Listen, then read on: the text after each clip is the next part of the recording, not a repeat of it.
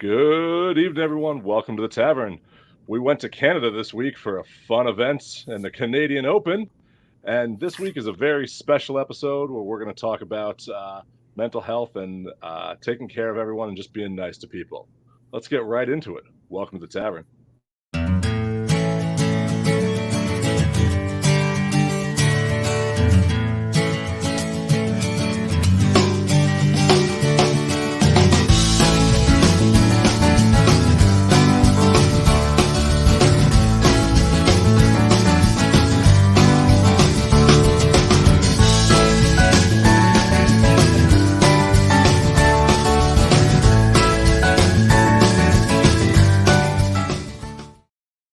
Cheers, Steve. What's going on, Greg? How are you tonight? I'm doing good. This is a show I've been looking forward to. I've been looking forward to You know, for the important topic for tonight. what the topic is tonight. I don't want to say that I'm looking forward to this conversation because it's never a fun conversation what we're going to have. But I have to tell you that I think that especially as we now enter Men's Health Month and mental health and things like that, I think tonight is really going to be one of those shows that we're going to look at and look back a year from now and be like, man, that was an amazing show.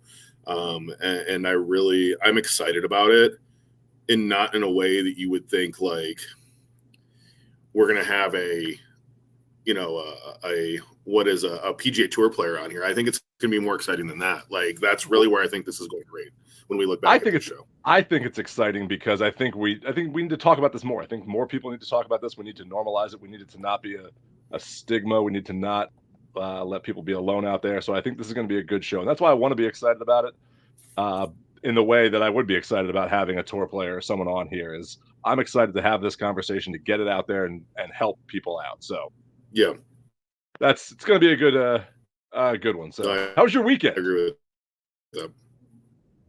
How was your weekend, Steve? Mine was good. I played the WAGC event. Fortunately, I had a great front nine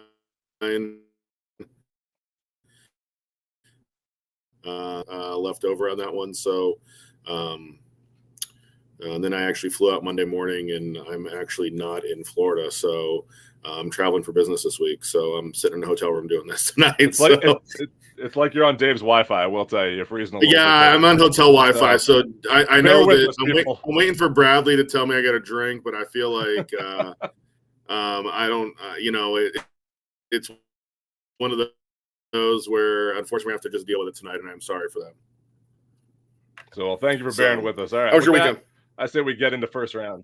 Oh, well, I was gonna say my weekend was fine. Didn't do much this weekend. Yes. I had a fun weekend with the family. We just hung out and had a kind of relaxing weekend. It's been pretty busy here in Indiana, and my wife's been real busy with work with everything that's been going on. So nice to kind of have a little bit of a break. So fun times. Oh, hey, really quick, do you want to give a quick shout out to American Fit? They said, "What's up?"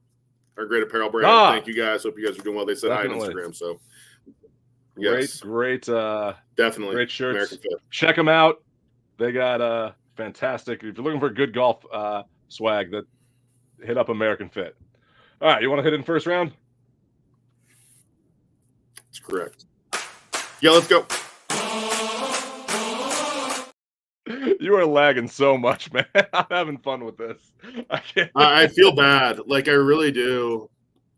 I'm not staying in a hotel that I usually stay in when I come up here on business, so I mean, the other hotel I stay in, Wi-Fi is much better. I apologize to everyone for this. So I am sorry. Well, I mean, people Greg, might be enjoying it. I mean, I'm waiting. I'm really waiting for Brad to comment. I really am. Weekend in Canada. Oh, Canada. We had hockey boards. We had the leader arguing with a drone. I didn't realize? Huh. Oh, that was the ridiculous, that drone thing that he was so pissed off about. I in the thought that went through my head when he turned around and started yelling at that drone, I almost thought, you know what, Steve, there's your villain. But he wasn't a villain. Because his story with his dad on the bag and everything was a great story. But when he got so pissed at the drone, I was like, keep it together, man. You gotta. But he's younger on the tour. This is his first win, so It's just I'm glad he kept it together and won because I would have hated that he did that and then lost the event. So it was a fun week. What I also didn't realize was that the volunteers that are on the what is it, the 13th hole that has the boards for the hockey boards there, they were in referee shirts, like hockey referee shirts. I didn't see that last year. I didn't know if that Yes. was new. They had them last year too, and I think it's a great thing. I like the other thing I liked on that hole were the goalie mask T markers. Yes. That was a solid move on their as a part. hockey goalie, that was I Yeah. appreciated that. But it was an exciting event out there, and we Yep. talked about this, and I think this is what we're going to talk about in first round here is this an event that deserves getting that signature series label in the near future? I think this is one of those events, and we've talked about this. I think I brought this up. I brought this up on previous shows where I really feel like the tour needs to rotate at least one signature event every year through these other events to make sure these other players go and play. What is Memorial at signature event, U.S. Open, and then Hartford, which is a signature event. So, and RBC also already has a signature event. So when you're talking about where it falls in the calendar, it's a tough spot to give RBC another signature event. I think the other thing that you look at, and there was a report that came out this week that RBC is sitting there waiting to see what happens with the PIF agreement on whether or not they're going to re-up their sponsorship on the PGA Tour. Now, Yeah. you've lost Wells Fargo. You've lost RBC is looking around and saying, "What are we doing?" So now you have this tough spot that you're in if you're the PGA Tour, where you're losing some really big high-end sponsors. So how do you combat that now, being where you are, and you have this outstanding, like, oh, hey, we want to make sure that our events are taken care of. It's the Canadian Open. Should the Canadian Open automatically be a signature event? I think it's one of those events you have to think about, but you've already given RBC their signature event in Hilton Head. Well, and they could be out of the sponsorship on the RBC and Hilton Head too. That's been talks like I don't know if that's been renewed past the current contract. Mm-hmm. And the other thing that I look at is you want to grow the game. You want to make the game better for everybody. And these open events that are national open events, like the U.S. Open, is a major. But do Right. you think that the Canadian Open, the Mexican Open, and the Scottish Open, because the Open Championship also is a major, do you Yep. think those three events that are the main countries that the tour plays in, should those be signature events to help in those countries elevate that? I think so. Yeah, I think you elevate their open tournament. I agree. I think you also have to be careful, and again, I do think that should the PIF money and the money that they've already gotten influxed in the idea of the for-profit entity, I do think you are going to see a drastic change in the PGA Tour schedule. Like, I think we could see Pebble Beach be played in the summertime at some point, because again, the weather there is not like it's in the desert. It's not like you're dealing with Phoenix. Yeah, but the weather there makes it fun, especially if it's raining and windy. So I do feel like the PGA Tour really needs to take a long, hard look at their schedule if they're going to do something like that. I don't have a problem with it, but I do think that there are some events that they really need to take a look at, and Canada's being one of them. Should this be an elevated event? I really think that there needs to be some consideration there. Well, I think they need to look at the whole schedule and say, hey, maybe we move some tournaments around. Maybe we move stuff to different times of the year. And I know that's a lot of moving parts, especially with are the courses available? What do they do every year? And the Heritage has moved 3 times. It's been at 3 different times of the year through its 50-plus year event at Harbortown. So stuff has moved. It can be done, and I think they just need to look at that and then say, okay, let's split up, do signature event, major events, and spread them out a little bit to have some time in between them. I want to ask this question. Tiger Woods has historically never played before a major, right? Now, if Tiger was still playing week in and week out on the PGA Tour, would you have a signature event the week before a major? No, I wouldn't even the week after. I'd almost do, like, between signature events and major events, like, I'd go, regular event, signature event, regular event, major. Regular event, signature event, regular event, major. Like, something like Yeah. that, that kinda staggers it, because it does 2 things. 1, it lets people kind of earn their way into the major and signature events that might Yep. not. It also breaks it up a little bit so you're not, like, going back to back to back to back. And it brings people that might not go to an event sometimes. So it helps Yep. that. And I think you should rotate those signature events and say, hey, we're going to give this event this year that notoriety. Or you make it like the majors and it's the same places every year, but Well, really look at what they are. I Like, feel like Canada, especially, and I think what a lot of people don't remember is we talk about the Tiger Slam. We've talked about the Tiger Slam. Everybody's talked about the Tiger Slam in media. Dormy Canadian Open. I love it. I bet Dormy loves that idea too. When Tiger won the Tiger Slam, he also won the Canadian Open. yeah. So he held the US Open, the Canadian Open, and the British Open all at the same time, along with the Players Championship and 2 other majors.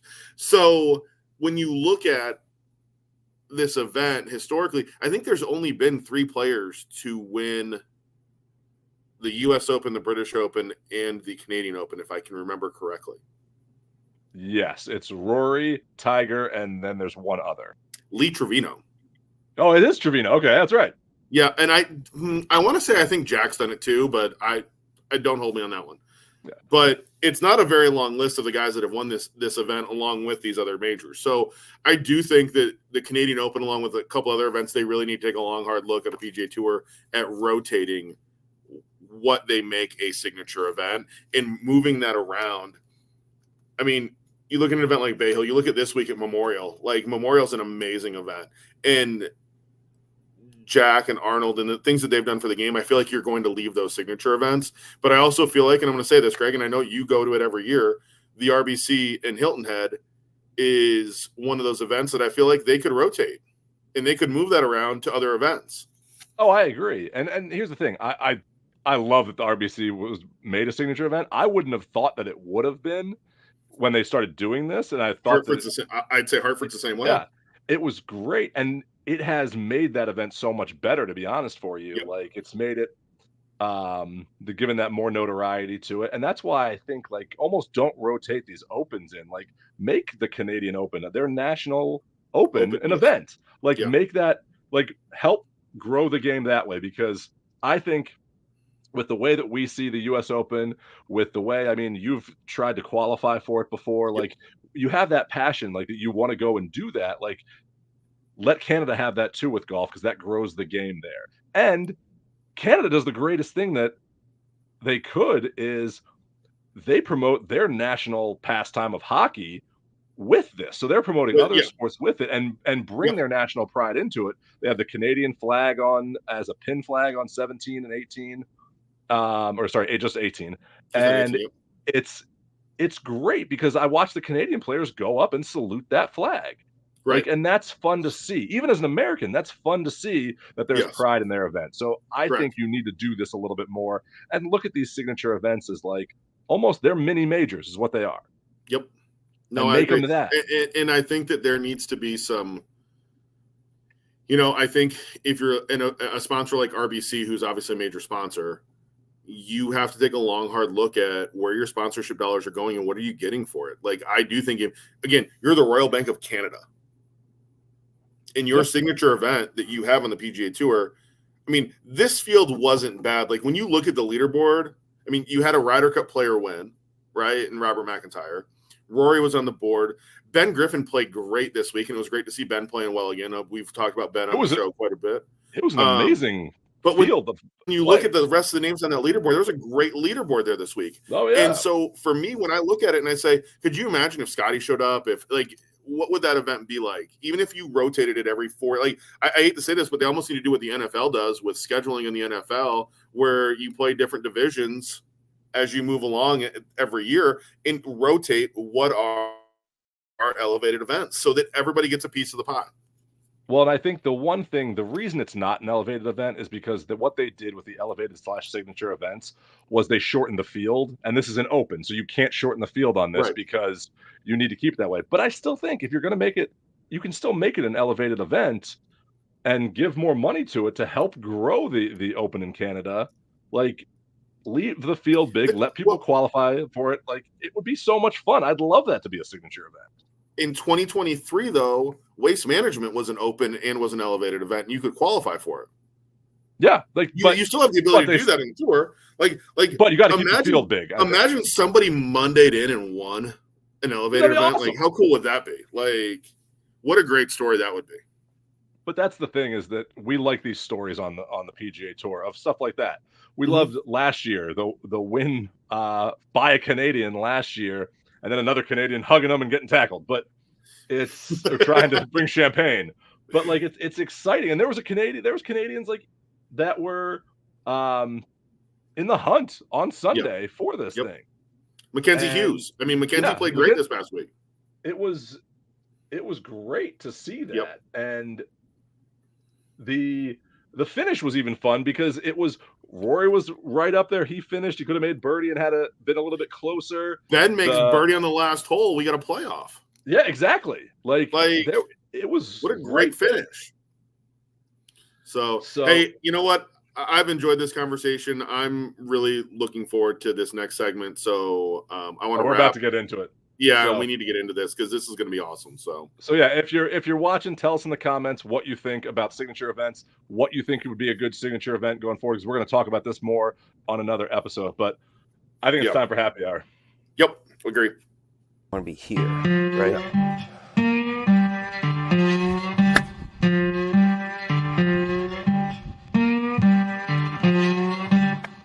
Okay. Man, we've talked about this show for a week and a half now. I feel like you and I and Dave. Unfortunately, Dave can't be here tonight. And I just want to get right into it. Let's bring Wendy in and let's welcome Wendy Martinez Farmer, Vice President of 988 Strategy, Grants, and Clinical Standards for the 988 Suicide and Crisis Line. So, Wendy, welcome to the Tavern. Thank you for joining us tonight. Thank you for being here. And I want to start, Wendy, when I started this podcast, and I started a golf blog before I started this podcast, and Greg and I went down this road a year and a half, almost 2 years ago. We've been talking about doing this podcast. I never thought in 100 years that we would be here tonight and having a conversation about suicide and suicide prevention. So can you first start with this conversation about telling us what is the 988 Suicide and Crisis Lifeline? Absolutely. Thank you so much for having me. It's such an important topic, and I really appreciate the invitation. The 988 Suicide and Crisis Lifeline, also known as the 988 Lifeline, offers 24/7 care and support via phone, text, and chat for anyone needing assistance, anyone in emotional distress, or anyone needing to talk about suicide prevention for a loved one or a family member. So, Wendy, I'm going to go right into like some of the just stats and stuff that I want to ask about with this. How many people a year die of suicide that are affected by this? I know there's more than just the people that die, but like, how many people each year do we lose, unfortunately? Sure. I certainly have all the stats to go into, but I want to address the way you asked that because I'm so appreciative of the way you asked it. We often hear the word commit when it comes to suicide, and it's so important that we change that narrative to died by suicide. You know, these are people in tremendous pain, and we don't want to criminalize that behavior. We don't want that to damage help-seeking behavior. So thank you for asking it that way. Very often, that's not the way that it's asked. So I really appreciate that. Suicide is an urgent and a significant health crisis. In 2022, we lost more than 49,000 people in the U.S. to suicide. And if you think of that, that's roughly one suicide every 11 minutes. So it's certainly a large number. if you look at how many people actually contact the Lifeline, though, that's a more positive story because certainly people are getting help. In the first year that 988 launched, we got roughly 5 million contacts. And since then, we've gotten over 9 million contacts.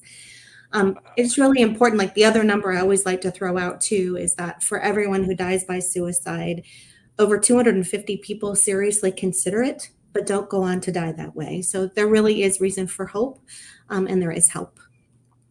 Yeah, that was going to be my next question: is how many people are seeking out Mhm. that help? And that's great to see that it's gone up to 9 million people that Mhm.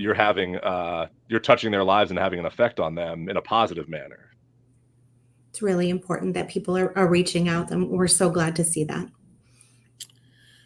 Wendy, and we're here talking about golf, and we're going to get into obviously things that have happened in the last week and a half. But even last week, when Lexi Thompson announced that she was retiring at the end of the year from the LPGA Tour, it was a very tearful announcement. She talked about how lonely life can be as a professional golfer and on the road. And we talk about people from all walks of life. And does your team see a lot of, is she's traveling alone, but do you see a lot of people that live alone, or do you see a lot of people that families and they have people close to them? Like, what is it that we're seeing? Is there like a typical person that this falls into? We hear from people in all walks of life, but loneliness certainly is a significant factor. And what we tend to see are people who are feeling a sense of what we call it thwarted belongingness. They feel a real sense of being isolated and alone, or that they're a burden on other people. Even if that's not the case, even if they have loved ones who really care for them, they're feeling that they're a burden or that they're just don't belong. That's what we see a lot. And the opposite of that, of course, is connection, and that's what we hope to offer through the Lifeline services, is a sense of belongingness. You're not alone in this. Other people have felt this way and can get through it, and connection with other people who can help. That's awesome. And that was where I was going with my next question, because like Grayson Murray, a PGA Tour player who was playing in the event that week, Mhm. died of suicide recently, and this was brought to the forefront. So, if someone is calling you for help, how does 988 help, and what do they do, and how can they help people moving forward? And if anyone's listening right now and they call, Mhm. how is 988 going to help them? So first, I mean, the loss of Grayson Murray is a tragedy, and I'm so sorry for everyone's loss. It's really hard to imagine, but again, it impacts people of all walks of life. It has a major impact on the whole community when something like this happens. Each individual, I will say, is very different, and their reasons for contacting the Lifeline are very different. Everyone has different needs. So it's not a one size fits all scenario in most situations. People are reaching out for help, and it's the job of the Lifeline team to help identify what those needs are, and to connect with the individual to help meet those needs. Those counselors are trained to listen, to provide support to everyone who contacts us. And it's the Lifeline is here for people of all different backgrounds. So it's really just dialing 988, texting 988, or chatting with 988 at 988 at lifeline.org to reach out to a counselor. Oh, that's awesome. And it's, we can see athletes like Grayson Murray, or even going back to Robin Williams passing away.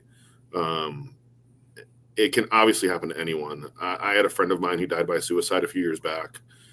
Greg, you've had friends that have passed away from suicide as well. And I know this friend that I'm talking about, it was there for me at a very low point in my life.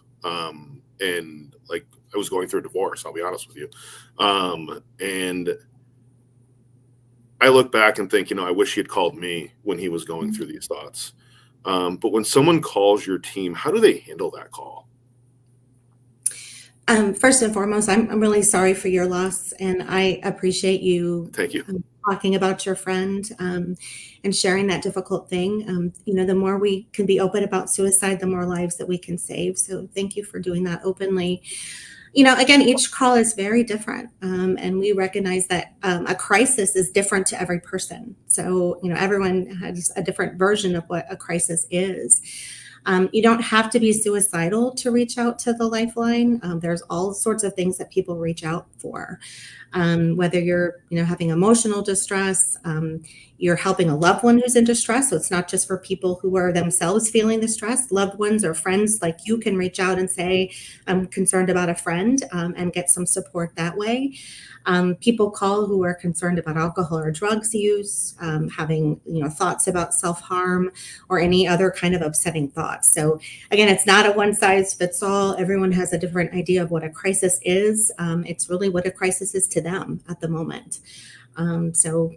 Again, thank you for having this conversation, because it's so important to do so openly. People are even afraid to have that conversation or to ask about suicide, and we can't prevent it if we don't ask about it. And that's 100% true. Like Steve said, we've both had very close friends that have passed away. And to be honest, in my situation with my friend, there was no sign or anything that was there. And we hear stories about different things. We hear stories about PTSD from veterans, and military veterans that suffer. And sometimes you can see signs, sometimes you can't see people in their darkest moments. What is it, the consistent category of people that are calling you, or what do you see that are things that can help us with helping our friends out, or even helping ourselves, to be honest? I think being able to let individuals know that we can help people from all walks of life. So when you call 988, there are different options. And the first option is press 1, and that's the Veterans Crisis Line. So if you are a veteran or a family or a loved one of a veteran and you want to talk to someone who specializes in veteran care, you can dial 1. Of the 5 million contacts in the first year, 700,000 of those were actually Veterans Crisis Line calls. So that number is being utilized significantly. There's a press 2 option for Spanish speaking individuals. So, people who are speaking Spanish can get specialized care. And there's also a third option, a press 3, for people who specialize in LGBTQ youth issues. So just letting people know that the Lifeline is open and it's for everyone, but there are specialized numbers or prompts in there if you want to get a specialized response. Is really important. And we also even have video phone for the deaf and hard of hearing now, which we're very excited for, and that's accessible through our website. That's great to hear. And I work in a lot of things where we talk about diversity and different things there, and that you have a line that has people that are specialized to talk about things with veterans, that you have an accessibility line, because some people, that was a great thing to bring up. And I'm glad you did, that you have that option for people that is a video chat or can do ALS over the video chat, and the LGBTQ community. And I'm gonna go a little bit off our questions here for that one, especially with the month that we're in as well. Of if someone is feeling, do you have people that, if they're just feeling down, maybe they're not in depressed, but they're going through a lot right now, and they press that line, do your counsel just help talk them through stuff and give them that kind of guidance as well? Absolutely. It's really important. Our LGBTQ youth particularly are at significant risk, and just knowing that there's someone who specializes in that area. Certainly all counselors are trained to be open and affirming and to help anyone in any kind of situation, but having that specialized line available is really critical, and to let youth know that they're supported, and that there is someone who really understands with special training. It's critical. That's great. That's awesome. You guys are covering all the bases. It's great that you're there for everyone. I'm loving this. Yeah. Wendy, Grayson Murray suffered from alcoholism and depression. He was a recovering alcoholic, and it's known that alcoholics never overcome the disease. They're always an alcoholic at that point. As people progress through things like this, do you see a common theme in calls that you get when it comes to things like that? Or is it just a wide variety of, you never know what's going to happen next?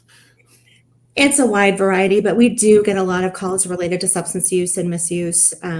It's very common. Either people calling for help for themselves or for a loved one. You know, if you have a loved one who's really struggling and you don't know what to do, we get a lot of calls for that as well. You know, they might just be seeking support or resources, and certainly we can help provide that as well.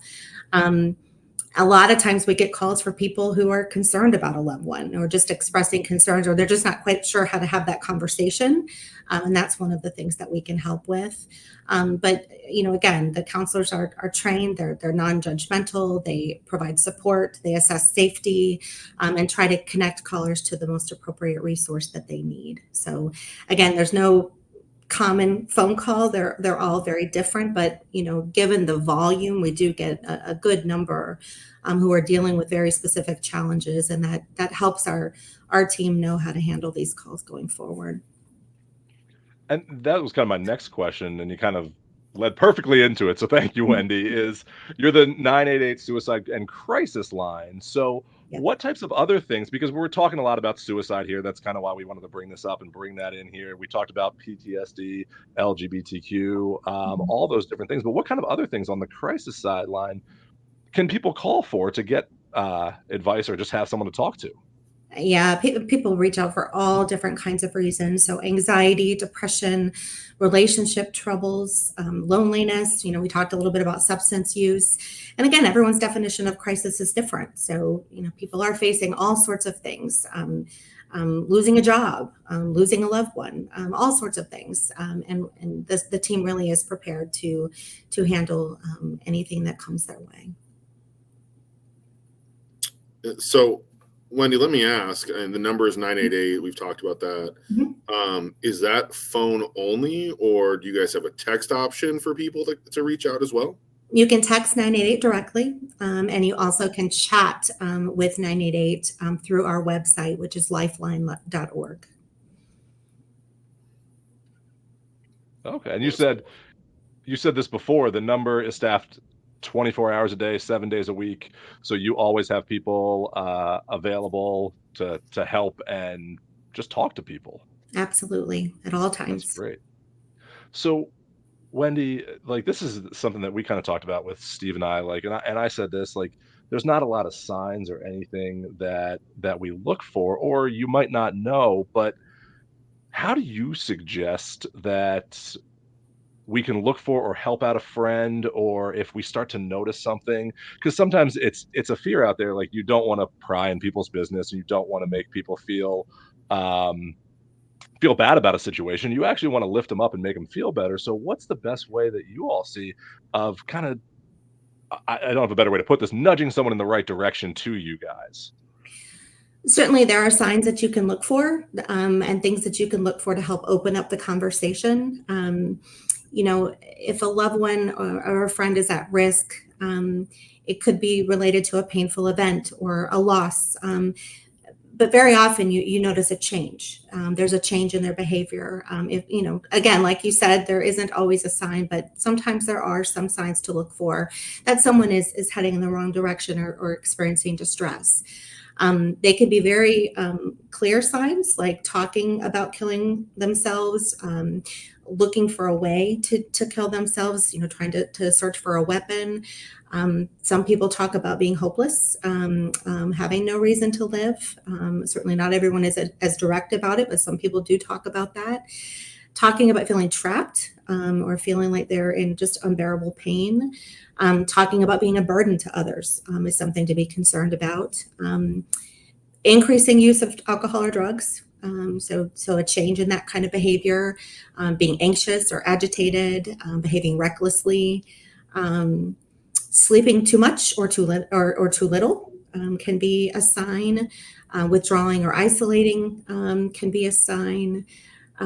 Showing rage, or you know, talking about revenge, you know, especially if that's not something that you've ever noticed before, and then just, you know, kind of major mood swings. Behaviors like that are things that can open up a conversation. But I would say my number one piece of advice related to this is just being willing to ask the question, you know, are you okay?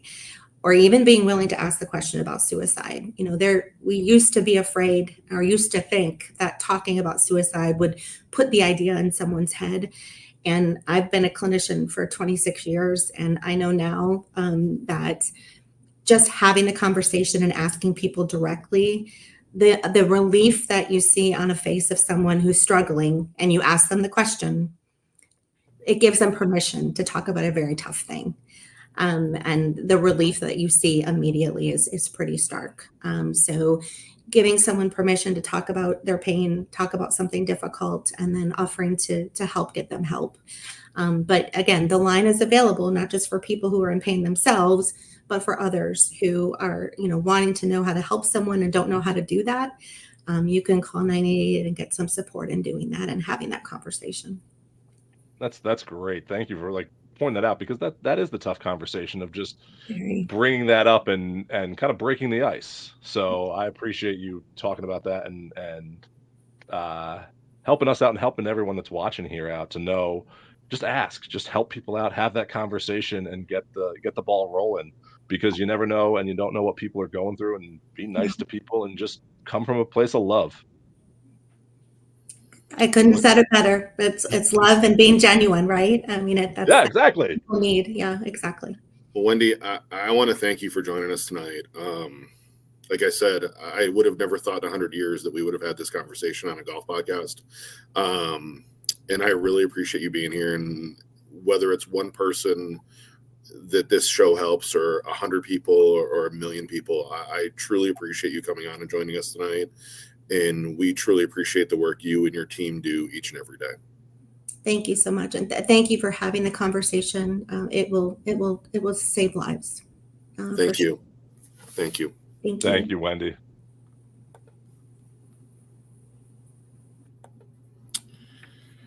Steve, I'm almost in tears over here. I'm close. I'm holding them back. I'll be honest. It's tears of joy, of that love, and that what we said at the end there. And Wendy, thank you so much for coming on from the bottom of my heart. It's a topic that's close to both of our hearts out there. Yep. And that people just need to be, they need to be kind to people, and you need to come from a place of love and help people out. And if you're not feeling good, or you're feeling suicidal or anything like that, or you're just feeling down or depression, or you just need someone to talk to a friend, and if you're a friend and you don't feel like you can have that conversation with someone because you just don't feel comfortable with it, that's fine. Direct them to 988 and know that it's not just a suicide, it's a crisis, it's anything you need to talk about. If you're just going through a bad day and you're down and depressed and just need someone to talk to help you get back up, it's a great thing that's out there. And the more we make it the norm to talk and not bottle stuff up and not keep it all internally or just to ourselves, share that burden off of someone to help them out, because we're all going through something and we need to help each other out. Yep, 100%. And no, I mean, this was, I know, Greg, we've talked about this show for a week and a half now, and there are shows that we do and we have a lot of laughs and we have a lot of good times, and this is the show that we need to be. Steve, you froze up through all of that, so I just want to let you know I'm glad you didn't froze up through any of the interview, but that was the one time you froze up there. So the one time I froze, hotel Wi-Fi. He's in slow motion again. No, folks. I mean, half, and literally, and I'm going to put this comment up. And Duff, thank you. Thank you, Duff. Yeah, it's important that as someone who we appreciate this comment, because this is the comment we wanted tonight. Yeah, this is what it's about. It's about bringing awareness to people and just have those conversations. Be nice to people. Understand people are coming from a difference of everything that's out there, and let's help each other out. That's what this is about. Let's help each other out moving forward. All right. Yep. With that, you ready for last call? All right. I think we need some. Let's go into last call. Let's go into last call first. Let's do that.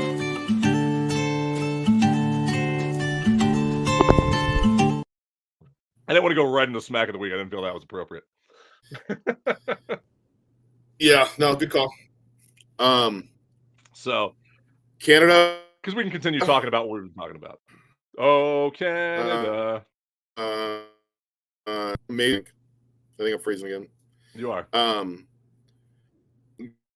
Great event in Canada this week. I know we talked about it in the first round, but you had Canadians on the leaderboard. You had and Robert McIntyre with his dad on the bag. Like if the Golf and Dads Tavern can't get behind dad being on the bag and winning a golf tournament, you're like, let's go. And his dad was so happy when they were interviewing it on the green. Man, it was a fun event. Like that was great. Like that his dad was on the bag.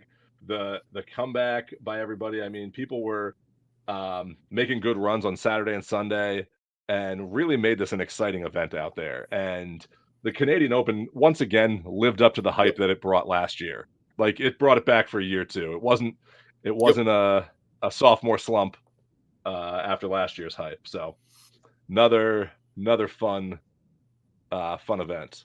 But now we're going Memorial Jack's tournament. Yep. So just, I've got my neighbors to the east. I've got a pre-recorded message from Dave for odds. Do you want to play the odds intro? He actually recorded it ahead of time and sent it to us today. He recorded it and sent us. All right, we'll play the.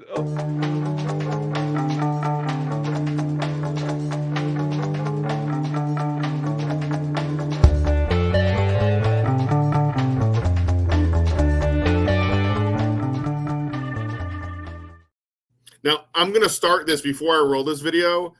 Yeah, you froze again. He and I are wearing the same shirt, so we didn't plan it. So just understand that yes, he does have the same shirt. You 100% did.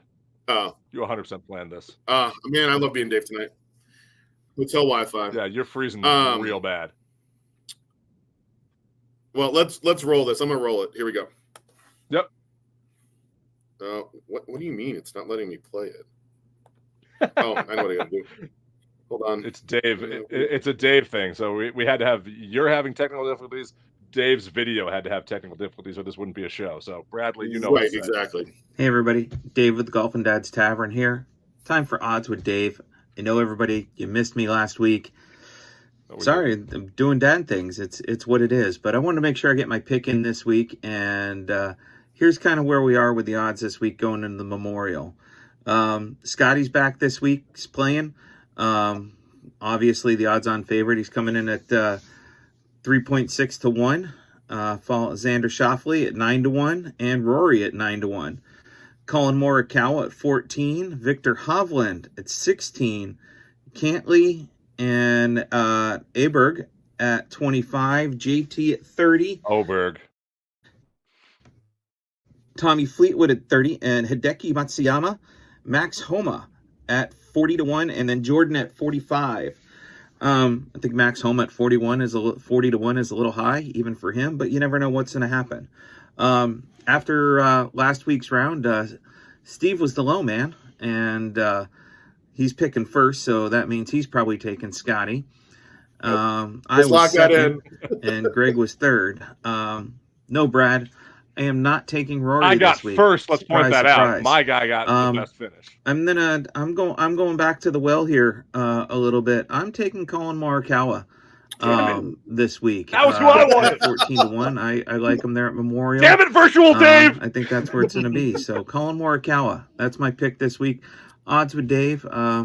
Hopefully in a couple weeks I'll be back live with everybody. And but until then, back to Steve and Greg. Have a great night, everybody. God damn it, virtual Dave. Hey, I just want to clarify really quick that I still get to pick. If I do get the first pick for the U.S. Open, I can still pick Scotty. Just want to make sure that we're clear on that. Well, I'm going to clarify that we are in a new month, so I can pick Rory again. You can. That is out. correct. So okay. I am doing that. I'm going back-to-back Rory. I am taking Rory at at Jack's event. So I'm going back-to-back with that. I think he's playing well because I was going to take Colin Morikawa because I actually think that's a good pick this week. and I didn't want to go back to back, but because you're obviously taking Scotty, Mm. Dave took my pick. Virtual Dave took my pick. With that, fun event at Jack's backyard this week. So I know some people that are going to it. I can't sneak over to it this year, so I need to do that one year because it's only a short drive for me, and there's some great places over there to visit as well. Even though it means I do have to go to Ohio. So, all right, smack of the week. There's that. Yeah, there's that. Smack of the week. Smack.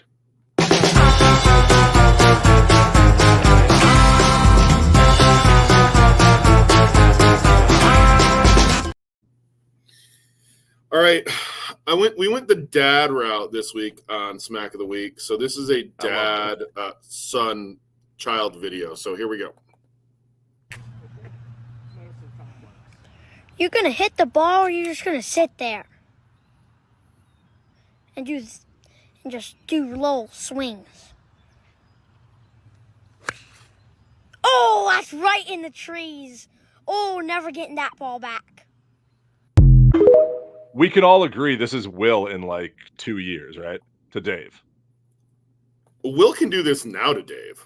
I know, but I mean, it's really going to be. I think will really pick it up in like 2 years and like give Dave a hard time about that. I love the commentary from this kid. I got to throw this. I got to throw this comment up here. Orlando golfer, you are 100% spot on. Let's go Bridgestone mindset. There we go. Mindset would have helped the dad out on that, so his kid doesn't would have 100% helped the dad out. Embarrass him. So I'd say awesome. With that awesome show this week, we talk to your friends. We talk about, we go back and we talk and we always ask, what do you think our best show is? We've all been up until this point. We've said Steve Miller. The Steve Miller interview that we did was amazing. And it was Steve. And if you guys want to go back and watch an incredible interview and learn about somebody who went through a brain aneurysm and is back being a golf instructor, go back and watch that interview because it's absolutely incredible.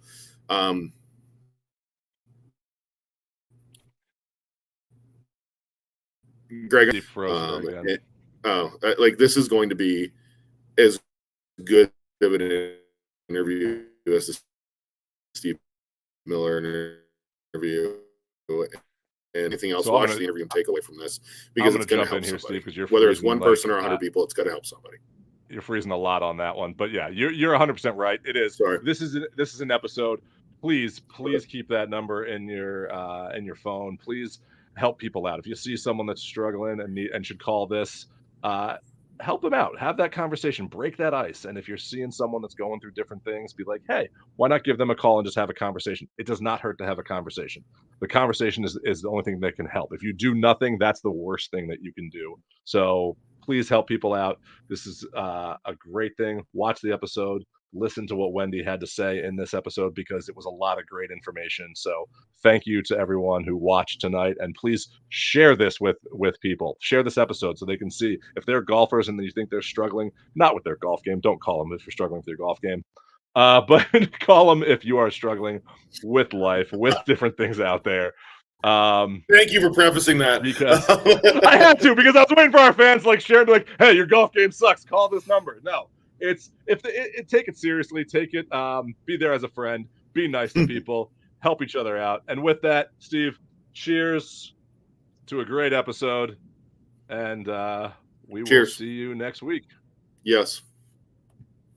I'm really fortunate, man. I mean, that's an opportunity to build something that's